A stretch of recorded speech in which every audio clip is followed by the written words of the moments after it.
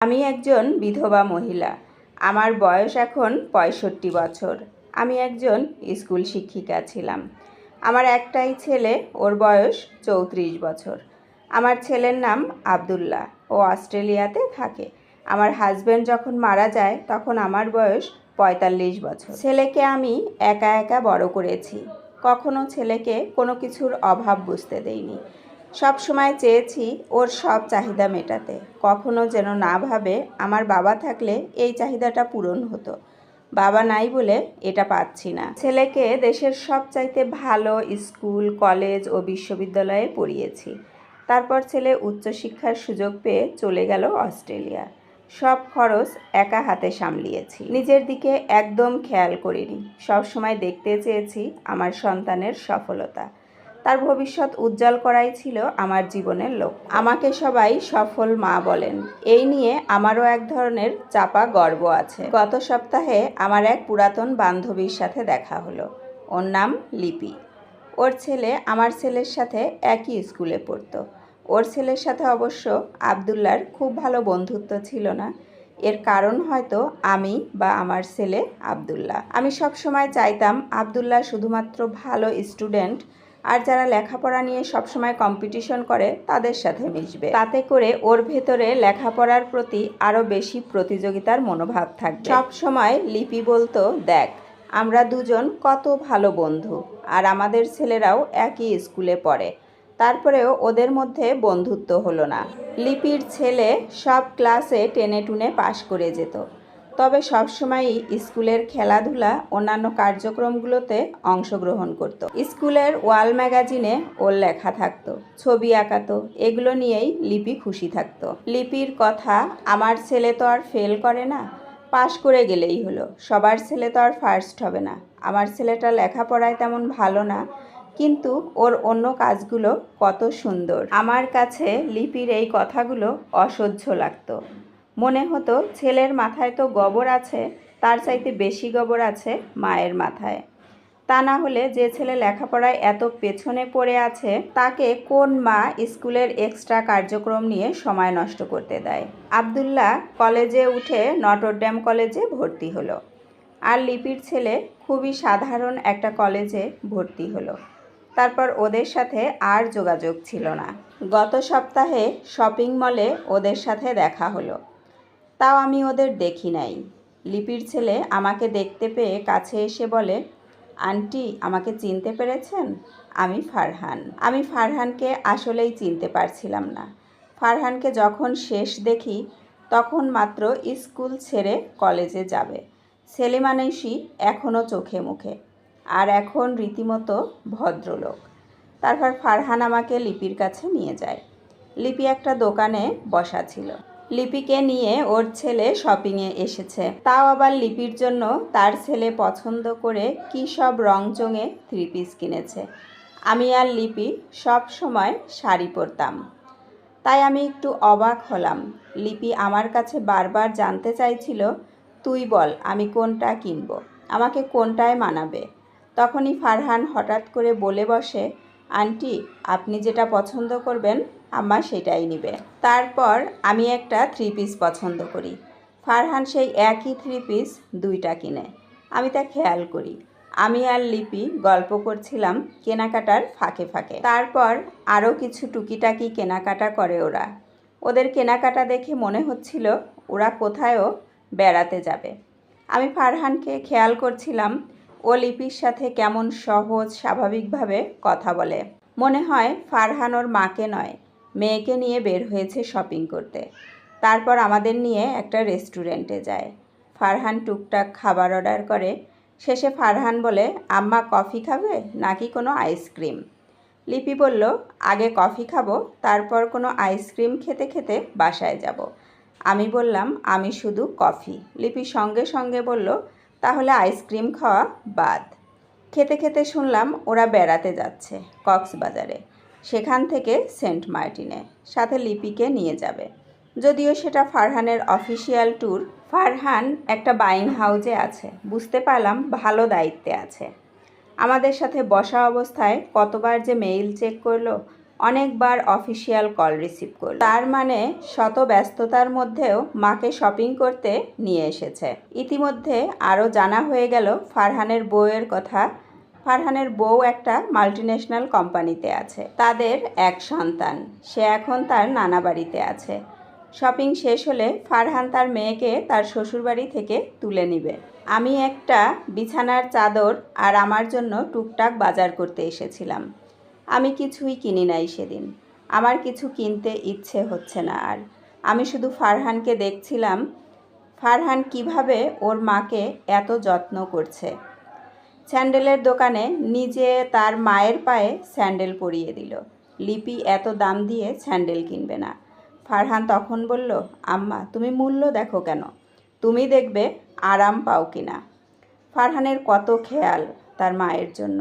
সব শেষে সানগ্লাস কিনলো মায়ের জন্য।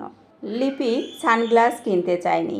তখন ফারহান বলল, মা তোমার সানগ্লাস কিনতে হবে, কারণ তুমি যখন সমুদ্রের ধারে হাঁটবে তখন তোমার চোখে রোদ লাগবে।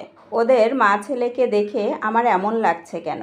আমি একবার ফারহানকে দেখছি আর একবার লিপিকে দেখছি, আর আমার ভিতরে কেমন হীনমন্যতায় ঢুকে যাচ্ছে।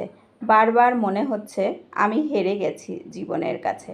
আমি একজন ব্যর্থ মা, যে তার ছেলেকে সবচাইতে সফল আর বড় বানাতে গিয়ে এত বড় বানিয়ে ফেলেছি যে সেই ছেলের নাগাল আমি আর পাবো না। এর মধ্যে ফারহান কয়েকবার আবদুল্লার কথা জানতে চেয়েছে। আবদুল্লার সাথে যোগাযোগের নাম্বার চেয়েছে। আমি দেইনি, বলছি বাসায় আছে, নোট বইয়ে লেখা। আর আবদুল্লাহ আমাকে কল দেয় সব সময়। আমি তো দেই না, তাই নাম্বারটা মনে নাই। আসলে আবদুল্লার অনুমতি না নিয়ে কাউকে নম্বর দিলে ও রাগ করবে। আমাকেই বলে, মা আমি খুব বিজি থাকি, যখন তখন আমাকে ফোন করবে না। এতে করে আমার ডিস্টার্ব হয়। তুমি এখনও বাংলাদেশ আর অস্ট্রেলিয়ার সময় অ্যাডজাস্ট করতে পারো না কেন? ফারহান আমাকে আমাদের বাসায় নামিয়ে দেওয়ার সময় আমার হাতে একটা ব্যাগ দিয়ে বলে, আন্টি এটা আপনার জন্য।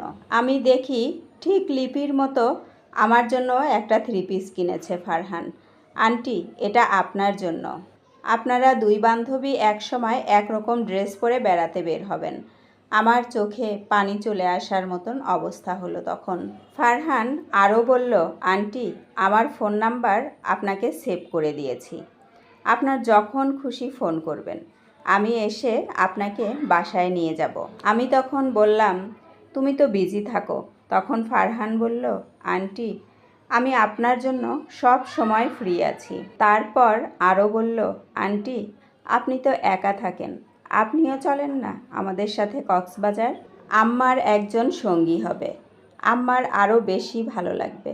আমি মনে মনে কতক্ষণ থেকে বলছি, লিপি আমাকে নিবি তোদের সাথে কক্সবাজার?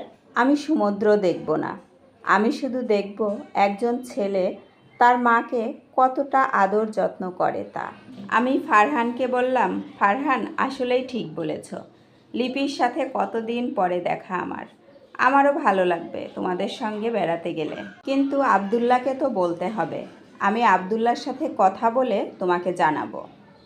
লিপি মনে হয় আমার কথায় অবাক হলো। লিপি ভাবতেই পারিনি আমি এত সহজে ওদের সাথে যেতে রাজি হব। লিপি আমার হাত জড়িয়ে ধরে বলল, বন্ধু চলো প্লিজ, আমার অনেক ভালো লাগবে।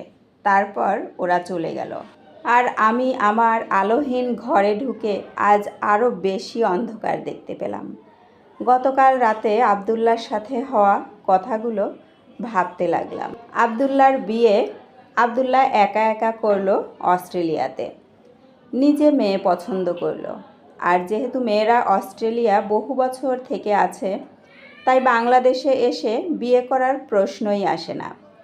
আমি টেলিফোনে ওদের আশীর্বাদ করলাম, তারপর দেশে আসবে বলে আসলো না। তখন আবদুল্লার বইয়ের লেখাপড়া শেষ হয়নি বলে এর মধ্যে আসা যাবে না। আবদুল্লার ছেলে হলো, এখন ছেলে ছোট, তাই বাংলাদেশের আবহাওয়া বাচ্চার সহ্য হবে না, তাই আসা যাবে না। এবছর আমাকে অস্ট্রেলিয়া যাওয়ার জন্য সব কাগজ ঠিক করার কথা। গতকাল কল দিয়ে বলল এবার ছুটিতে ওদের সবাইকে নিয়ে আবদুল্লার শ্বশুর শাশুড়ি সহ আমেরিকা যাবে। আবদুল্লাহ আমাকে কল দিয়ে বলল, মা, আমরা সবাই আগামী বছর দেশে যাওয়ার চেষ্টা করব, তুমি মন খারাপ করো না। না, আমি মন খারাপ করি নাই। আমি আজ ফারহানকে দেখে বুঝতে পেরেছি শুধু ভালো ছাত্র আর ফার্স্ট হওয়া ছেলেরাই সেরা সন্তান হয় না। একজন সন্তানকে মানুষ করার ক্ষেত্রে আমি শুধু আমার ছেলেকে সেরাটাই দিয়েছি, আর তাকে শিখিয়েছি তোমাকে ফার্স্ট হতে হবে পরীক্ষার খাতায় আর চাকরির বাজারে। সেরা মানুষ হতে হবে এটা আমি কখনো শেখাই নাই। আমি ওকে শেখাই নাই তোমার বন্ধুদেরকে সহযোগিতা করতে হবে। আমি শিখিয়েছি শুধু প্রতিযোগিতা। ওর কিসে ভালো হবে ওকে শিখিয়েছি, কিন্তু সবাইকে নিয়ে ভাবাটা ওকে শেখাতে পারিনি। আমি সব সময় আবদুল্লাহকে ভালো জিনিস কিনে দিয়েছি, ওর সব চাহিদা পূরণ করেছি, কিন্তু আমি কখনো আমার কোনো চাহিদা আছে বা থাকতে পারে তা ওকে দেখাই নাই। আমি আবদুল্লাহকে কল করব না কক্সবাজার যাওয়া নিয়ে, ওটা ফারহানকে বলার জন্য বলা। আজ লিপিদের সাথে দেখা হওয়া আমার জন্য ভালোই হলো। আমি এখন থেকে আমার ভালো লাগা মন্দ লাগা নিয়ে ভাবব। ছেলেকে নিয়ে আমার সমস্ত ভাবনা শেষ। ছেলেকে তার ভালো থাকার জন্য সব করে দিয়েছি। ছেলের আর আমার কাছ থেকে পাওয়ার কিছু নাই। ছেলে তার কাছে অস্ট্রেলিয়ায় আমাকে বেড়াতে নিয়ে যাবে বলে গত 2 বছর ধরে আমার চলার টাকা থেকে একটু একটু করে যথেষ্ট টাকা জমিয়েছি। ওদের জন্য কত কিছু কিনবো। তাই এবার থেকে আমি আমার জীবনের ছোট ছোট সকল চাওয়া পূরণ করব। বাঁচবো আর কটা দিন। খুব শখ ছিল হিমালয় দেখব আর মিশরের পিরামিড দেখব। একা একা কি আর এগুলো দেখা যাবে? তার থেকে বরঞ্চ লিপিদের সাথে কক্সবাজার আর সেন্ট মার্টিন ঘুরে আসি, তারপর একটু নিজেকে নিয়ে ভাববো। একটা মা ছেলেকে নিয়ে ছোট্ট একটা গল্প আপনাদের সাথে শেয়ার করলাম। যদি ভালো লাগে তাহলে একটা লাইক দিয়ে দিবেন, আর যদি আমার চ্যানেলে আরও ভিডিও দেখতে চান তাহলে চ্যানেলটিকে সাবস্ক্রাইব করে নিতে পারেন।